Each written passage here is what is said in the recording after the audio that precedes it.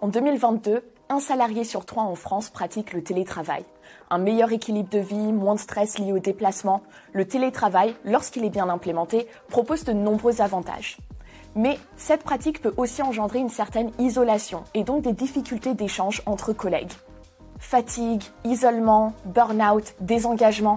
À travers un écran, décoder les signaux faibles est un vrai défi qu'il faut à tout prix relever pour assurer le bien-être des collaborateurs ainsi que la productivité et la collaboration au sein de l'entreprise. Alors, que pouvons-nous mettre en place pour détecter ces signaux faibles ? Hello, moi c'est Clara, je suis Sales Marketing Manager chez Bicast et aujourd'hui, je vous partage 3 astuces pour repérer et surtout lutter contre les signes faibles. C'est parti! Alors, première astuce, mesurez le taux d'engagement de vos collaborateurs. En réunion, que ce soit en présentiel, en mode hybride, mais surtout en distanciel, il n'est pas toujours évident de suivre la participation de chaque collaborateur. Un silence passe très vite inaperçu et sans même s'en rendre compte, un membre de votre équipe peut se sentir perdu, démotivé ou tout simplement déconnecté de l'échange. Alors chez Bicast, on utilise un système de notation appelé les Bees, qui évalue le taux d'engagement pendant le déroulement d'une session. C'est très simple, plus un participant contribue dans Bicast, plus il gagne des Bees. Et pour gagner ces fameux Bees, il suffit de partager des idées, de compléter les activités ou de poster des messages.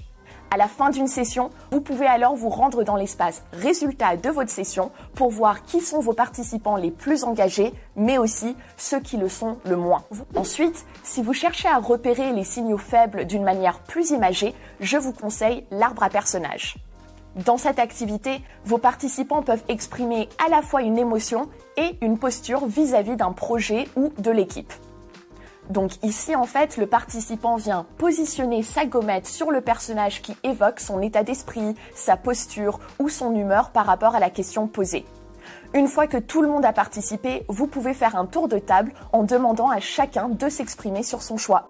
Au sein de cette activité, tout le monde vient prendre la parole et c'est le moment de lever les points de blocage éventuels. Finalement, vous pouvez aussi utiliser des activités Bicast pour établir un suivi régulier de l'engagement et comparer les données mensuellement. Par exemple, utilisez l'activité sondage pour faire le point à chaque début de mois. En quelques secondes, vos participants peuvent partager leur avis sur un sujet et établir une tendance. Puis, c'est à vous de comparer ces résultats avec le sondage du mois précédent pour voir si cette tendance a changé.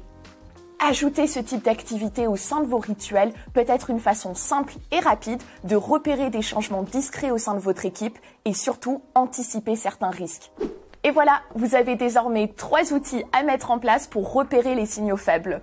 Suivre l'engagement de vos équipes, c'est crucial aujourd'hui afin d'assurer le bien-être au travail et de mettre en place des solutions adaptées à vos collaborateurs et à leurs besoins actuels.